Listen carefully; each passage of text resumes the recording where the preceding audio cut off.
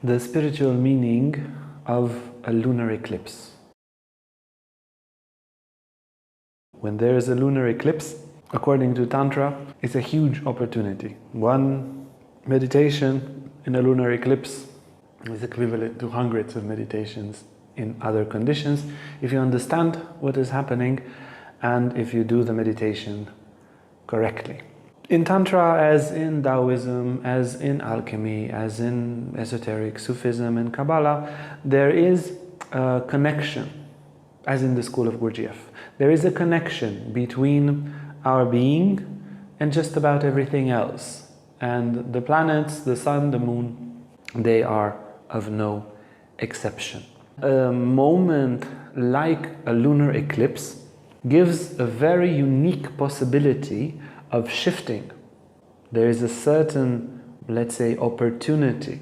Something is left unguarded, like a treasure inside, that can be unveiled if this is done correctly. Some people hold a certain sarcastic, materialistic view of the world as an accident.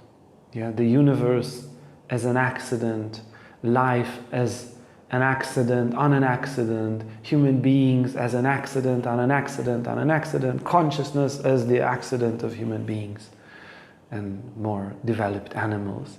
But the spiritual view, the initiatic view, it gives meaning to everything. You see, why does the moon and the sun appear from here to look the same? It is not just an appearance, it is mathematics.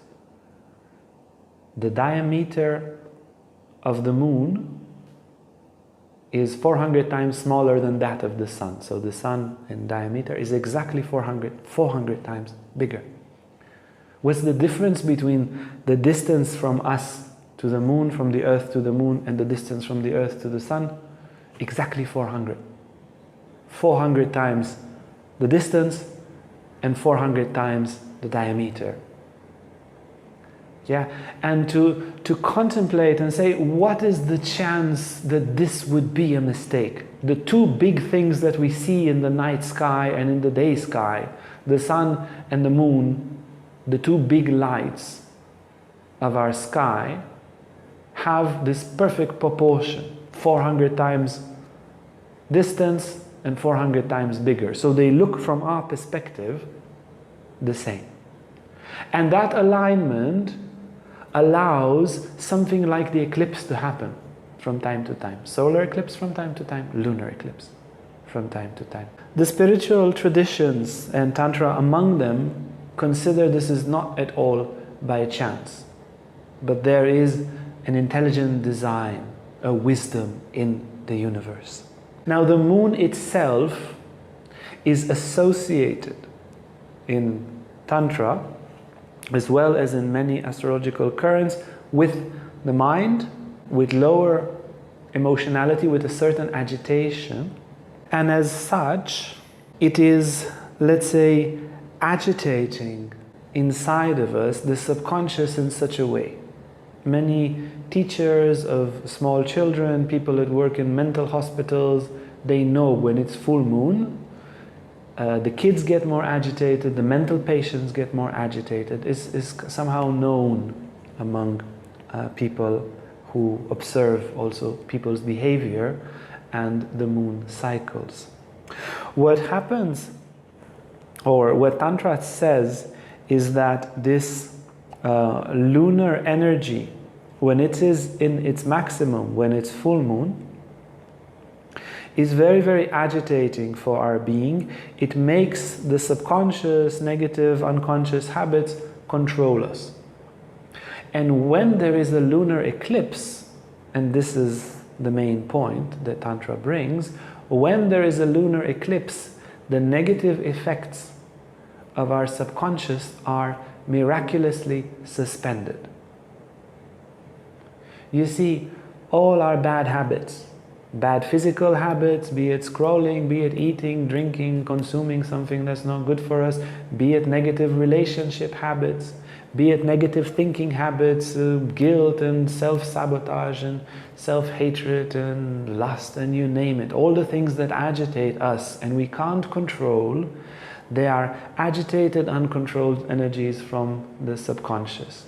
And when there is a lunar eclipse, all these negative tendencies, which are normally solid and very often control us, become exposed. They don't have this universal force of the moon to support them. And then what was before hard like stone becomes malleable. The stone becomes, for the time of the eclipse, it becomes clay. And you can modulate it quickly.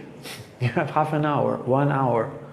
Don't sleep when there is an eclipse, for crying out loud. Wake up and modulate those inner energies, which suddenly become malleable. It's like a dry earth that is clay, and then suddenly it rains. And then you can modulate it quickly. And the rain will stop and it will become again into a shape. So what to do practically when there is a lunar eclipse? We can choose 1, 2, 3. Normally 1 is good. Tendency that we have inside, an impure tendency. Self-sabotage, guilt, a bad habit, a bad relationship karma, something, money never goes right, or greed, or something that agitates us. And then before the eclipse starts, we set a clear intention.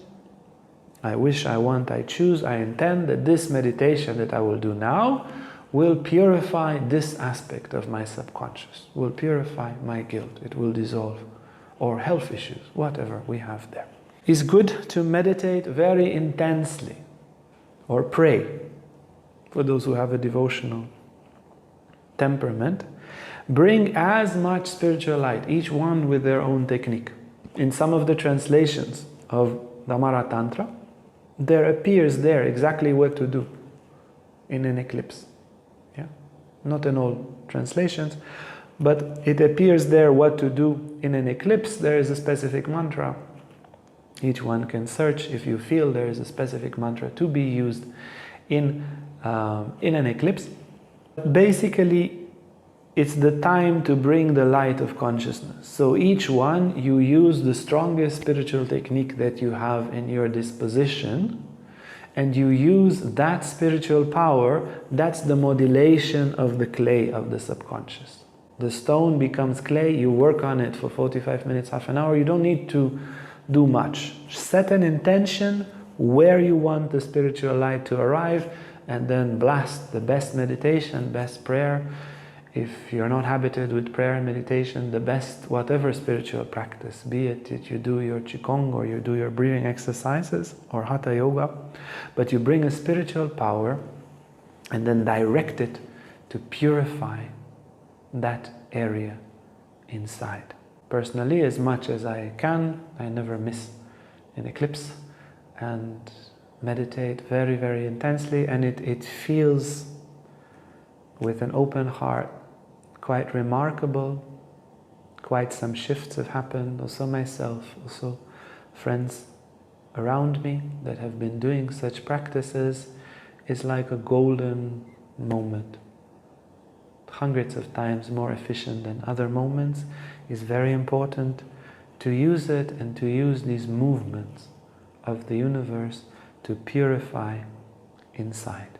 We have an eclipse coming up soon. If you tried, I'd be very curious to read a little bit in the comments how you felt, also if there's questions. Also if you have some questions just before the eclipse and you need a little bit more guidance, we'd be very happy to read in the comments and we can interact in this way.